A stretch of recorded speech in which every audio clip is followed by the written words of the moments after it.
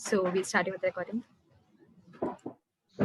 Good evening, everyone, and welcome to the next session of Profile Building Fair on Film and Drama admissions. I'm sure this is going to be an interesting one because all of us are equally interested in film and drama across the country. So I'm sure this is going to be really interesting, entertaining, and going to be real fun. We have Chris with us from Nothing But Drama. In this session, Chris, who is the Director of Admissions for the Drama Department at NYU Tisch School of the Arts for 12 years, will talk in a detailed way about film and drama admissions. He is now an independent educational consultant who advises students who want to pursue an education in theater, film, or drama writing. Giving you a quick overview of Chris. Students and families come to Chris for his expertise gained from 25 years in higher education administration, working exclusively with theater students. He's a member of the National Association of College Admissions Counselors, the Independent Educational Consultants Association, the Higher Education Consultants Association, the International Association of College Admissions Counselors, and he was also a former member of both Actors Equity Association and the American Federation of Television and Radio Arts. He has a bachelor's in theater and dance and has completed his master's in English and has specialized in writing, rhetoric, and media arts, both from Trinity College in Hartford, CT. Before we begin the session, let me give you a few reminders. The session and the upcoming sessions will be recorded and uploaded on YouTube, and it will be a part of the profile building playlist. There will be a live Q&A session towards the end of the webinar. It will be with Chris. You can share all your doubts and queries regarding the presentation, regarding film and drama, about the admission procedures, and anything. We'll try to cover as many questions as possible. So, Chris, we're really happy to have you here this morning. Welcome to Next Genius Webinars.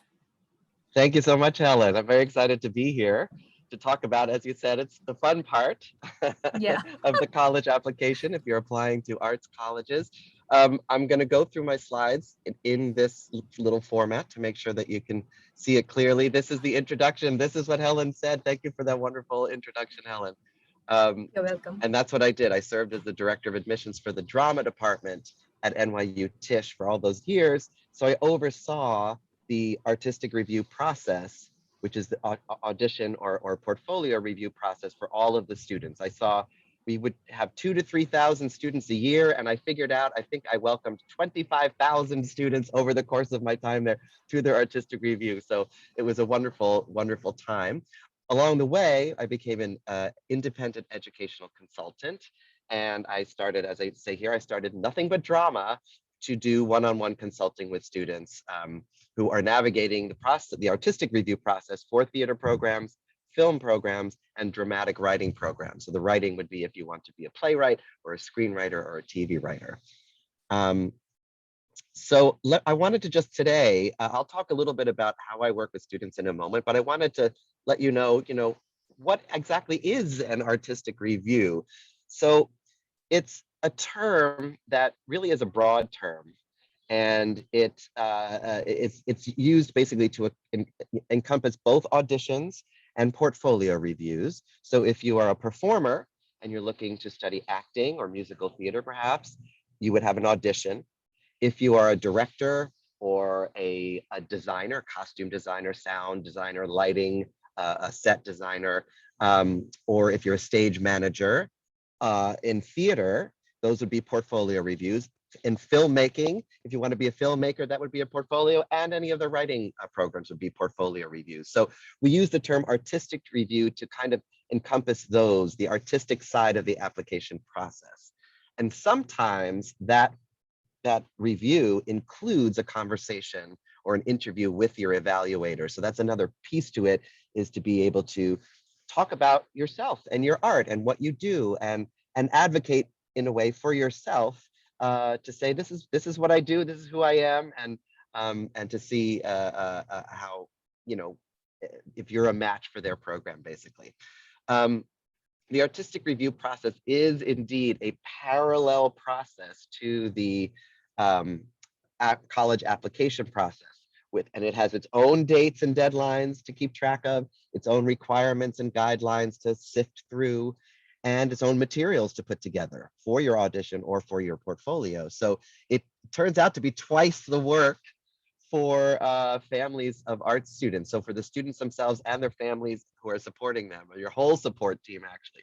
So, and one little point I put at the bottom there is that I want to be clear that each school has its own set of guidelines, right? So that's important to be very specific, be careful and look at the particulars of each school's requirements because they may differ a little bit. Okay, so in order to help you navigate or help students and families navigate this process, as I said, I created this practice where I work with students one-on-one to help them through it. And it's basically a 3-part framework that we take, the little journey we would go on together. And the first is research and discussion. The second is organization and planning. And the third is development of your material, be it for your audition or your portfolios. I just threw the way you can work with me, I just threw this on here. I work either hourly or I have a package of 12 hours that we can meet over a course of time and get you ready for your artistic reviews. I want to just break it down a little bit. Research and discussion is, we're going to be comparing and contrasting different programs, looking at them, trying for you to start to learn what it means to study your art at the college level, at university level, right? That's an important thing for you to understand. So doing that research will really help you understand what that means. And then as you're going along with your research, you will be able to start to say, I think these are the kinds of programs that I'm interested in. And I think these ones I'm not so interested in. So you start to understand not only what you want in a program, but also what you don't want in a program, right? You'll do, through that period of time, you'll do research on the schools that you'll end up with a list of schools, like I said, that you would be happy to attend. And then you'll do some deeper research on those schools so that you have a really good, solid knowledge about them. Because sometimes during the artistic reviews themselves, they might ask you, why do you want to come to our school? Why do you want to come to our program, our department? And you, having done all this wonderful research, you will say, oh, you know why I want to come to your department? I'll tell you why I want to come to your department. And then you'll have all this wonderful information and details and specific things that attracted you to that department to share with them. And that impresses the evaluator and elevates you as an applicant. Organization and planning is all those dates and deadlines of both the application and the artistic review, because there are deadlines to upload information, deadlines to schedule artistic reviews. There are lots of little deadlines along the way. So it's about getting those all on the calendar. It's understanding the artistic review requirements that each school provides and making sure that you're clear on that. And then it's planning your artistic review season. So you're saying to yourself, all right, so I got to do these artistic reviews for 10 schools. When are they offering them so that I can plan and organize that season of auditions or reviews? And then the big question is, are they virtual or are they in person? I think going forward this year, it will be a mix of schools. Most schools have options for students to do their review virtually and do it online or upload videos or combinations of those. So that's usually part of the process already for most schools anyway. So that could be something, especially if it's too much to travel, to some of these schools. That's why they have that option to do this virtually. And then the third step of all this is creating the material. So for monologues, if you're a performer, I'll help you, we help you find and choose, and then we analyze the monologues and then develop them and get them ready for you to perform them at your auditions. The same thing if you're doing musical theater with your songs. In a film portfolio, there are a lot of creative assignments, a lot of writing assignments that you'll find where what they want to learn in the film portfolio, what they want to learn about you is you as a storyteller. You want to make movies? Great. You don't have to have ever made a movie. You may never have had a camera in your hand. That's all okay. All of that's great. They say, we're going to teach you that. We'll give you a camera to work with on the first day of school. But what we want to learn now is, as a storyteller, you know, here, I'm going to do this. There we go. That's the thing I needed to do. Um, as a storyteller, you know, you know, what do you have to say about the world? What is your perspective on things? As an artist, you're observing the world and you're taking it all in and putting it all back out into the world for us to learn from you. So how do you look at the world? These are the kinds of things through these different writing assignments that they want to know from you. Also, are you a collaborative person? You might talk about a collaborative experience. You might talk about a leadership experience. You might write a short story. You might be asked, what 5 things would you pick to put in your backpack and take to a desert island if those are the only 5 things you could have with you, and why would you do that? So they give you a chance to write in very many different ways. And then also for the writing programs, the same thing. You'll submit samples of your writing and those portfolios. And it's all about presenting your true self as an artist, as I wrote there. Because that's what they want to get to know, is you, specifically you. Okay, let's see. Oh, sorry, let's go here. Okay, I think that's the one. Yeah. And then I just wanted to throw this little thing out, and then I'm at Q&A in one moment. I just wanted to mention this little class that I just started offering for performing students, so if for acting and musical theater. If you've got monologues and you want to work on them, I created a monologue class. So it's a group experience. It's online, it's ongoing every week. You can come once or come many times. You can come whenever you like. And it's a chance to work on monologues with other people. So the class is full. It'll be about 10 students. It'll be about 2 hours. You may only work for 10 minutes, right? Everyone will have their moment in the spotlight, but you learn so much from watching each other and hearing feedback. And I would rely on some of you for feedback as well for your fellow classmates. So it's a nice chance for, I'm hoping, to build a little bit of an international artist community with this little class, because the idea is we'll work on monologues and then I'll leave and leave you all in the Zoom room, and then you can all do your monologues again, or just talk about how crazy this process is of auditioning, or how stressful it is, or, you know, has anyone had their auditions yet? And you can have all of those kinds of conversations on your own. So hopefully to make you feel like you're part of something bigger. So, and that all of this stuff you can find on my website. This is on the classes page. And that is it. So that's just a little presentation of what I do. And that's all my information. I'll just say this here, and then I'll open up for questions. I will, what was I gonna, that the social media. If we're on the social media, and what we're doing is every week we're spotlighting different theater schools on Instagram and Facebook and LinkedIn. So if you're on any of those, do follow us. The handles are there. And I'm going to be adding film schools and summer high school programs in theater and film as well in the next couple of weeks. So we've been doing this for about a year. So there's actually a lot of content on there, and they're just little bits of information about schools. And if they look interesting, you can kind of click through and visit them. So that's just another resource for you while you're going through this journey. Okay, Helen, over to you. Thank you so much, Chris, for the exciting and interesting session. It was really nice to go through the presentation and listen to you. And especially I liked what you said about the audition monologue class. So could you talk a little more about it? What do you exactly mean by audition monologue class? How is it going to benefit the students? Is it free? Like, can students come for this class for free, or how is it done? Oh, yes. Okay. So it's $25 for each Okay. class.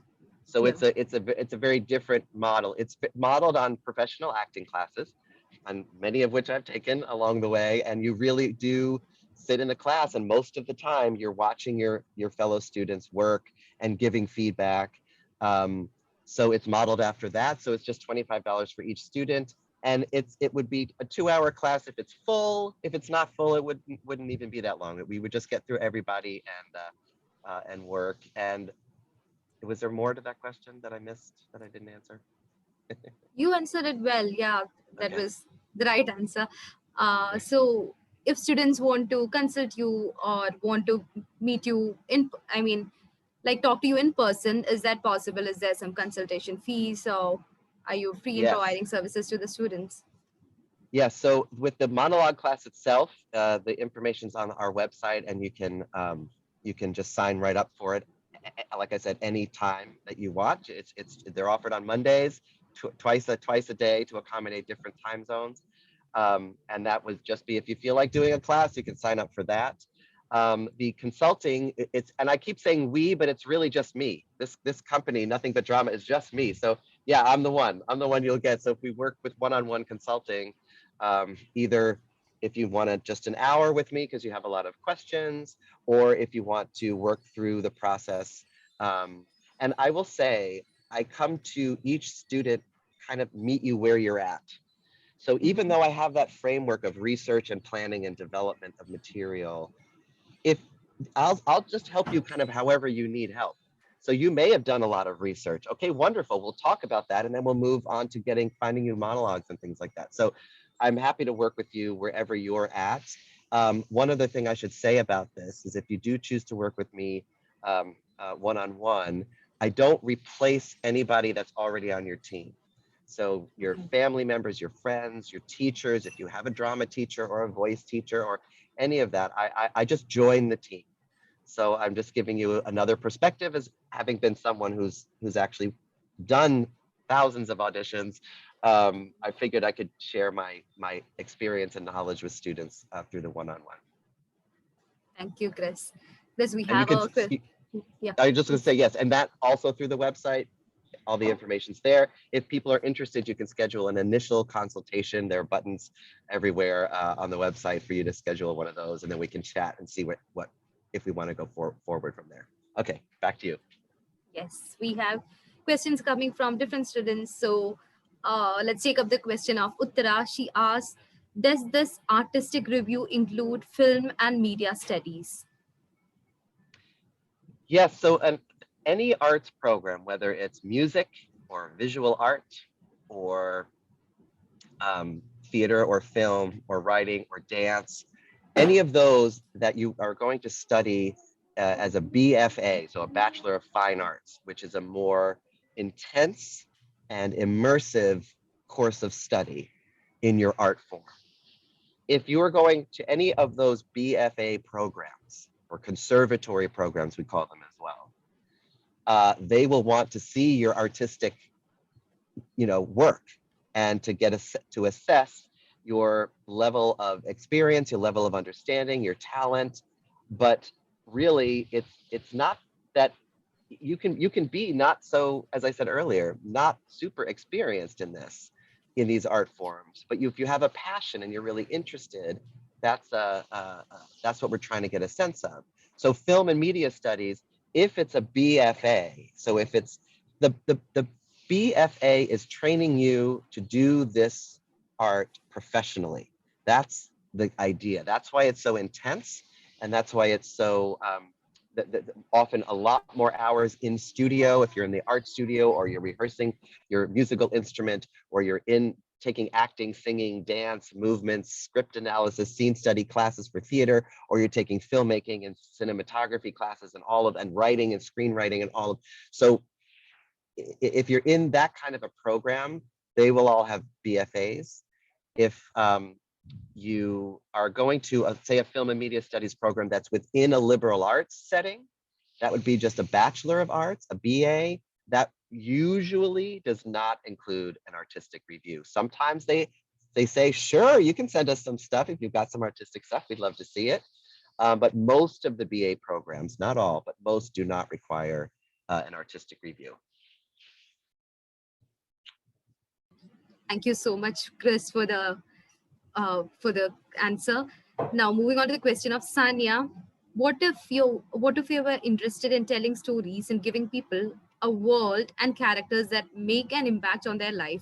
Do you think studying film might be the right choice, and what specific career would you suggest? That's a lovely question. I think it's the I figure all artists are storytellers, right? We tell stories in many different ways, and sometimes it's not only one way. You know, you might be someone who's interested in film, but you're also a photographer or a poet, right? Or a painter. So I think that's a hard question to ask, because I think as a storyteller, you know, it's great. So knowing that you want to tell stories and impact people's lives is awesome, Sonia. I think it's finding the right medium for yourself. That's the not tricky thing. It's just may mean trying them out. Maybe try with your phone. If you have a smartphone, you could try making a film. See how that goes. Maybe you write this out as a short story. Maybe you write it as a script for a play or for a film. You know, maybe you tell a story through a series of photographs, also using your phone. So, and try different ones out and see what attracts you. Do a little research, perhaps, on some different art forms and say, I think that's right. Or think about what you really enjoy. You're like, I love watching films, or I love reading novels, or I love going online to certain websites that have really interesting perspectives on politics and the world and economics. And I think I want to write that kind of content, right? Where I can reach people in a bigger way with very specific articles about certain things. So I'm not giving you a very specific answer, but I think because it's going to be what's right for you, but you don't have to be limited to one. This is, if you want to study it at college, in university, you're going to want to, you know, figure out what your main one is, and then hope that there are opportunities at the school to, keep your other arts in your life too. Thanks for these great tips and suggestions, Chris. I hope, Sanya, your question is answered. Now, moving on to the next question, it's asked by Veda. If someone wants to study film production and music, can you suggest some top colleges or universities, some popular colleges in film production and music? Oh, that's a good question. It would depend on, and this goes back a little bit to the question that I just said, and I'll try to make this quick, is that if you're going to study your art, there are some programs that have combined things. If this is music, like I also play the flute, and I want to be able to do that and make films, that's one thing. If it's music for film, if it's doing school, making film scores and composing, that's another thing. So you want to say, are there programs that or schools that maybe film production is my main thing, but I want to have access to music in whatever version that Wade is interested in, and what are my opportunities as a non-major? If I'm in film, can I still go to the music department and take some classes? Are there student clubs that I can get involved with that will keep the music part of me alive and excited and interesting? Can I take private lessons if it's an instrument or a voice? So it can be a challenge, but it's part of your research questions. It's like, all right, I'm looking for film programs, but I also need to look at the music departments of all the schools I'm looking at. So that, yeah. Thank you so much, Chris, for your time and for taking up the questions, for answering in a very descriptive manner, for sharing tips and suggestions. We had a great time with you. Any final piece of advice or comments for students who would like to take up film and arts in the future? One thing I will say, which I say to all of my students, is the best advice I can give you is to be yourself. Through this process, the artistic review process, we want to get to know you as artists and people and students. So the best thing you can do is share yourself with us and be as honest and open about your point of view on the world and you as an artist as you can be. You're unique as you. So be you, be yourself. That's the best advice I can give you. That's a great piece of advice, to be yourself. Thank you so much, Chris. And it was great having you here. And we loved your presentation. We loved listening to you. And we hope to have you for our future webinars as well. Have a Wonderful. great day. Thank you so much. You too. It was wonderful. Have a great time, everybody. Thanks for being Thank here. you, Chris. Yeah. Bye. Bye-bye.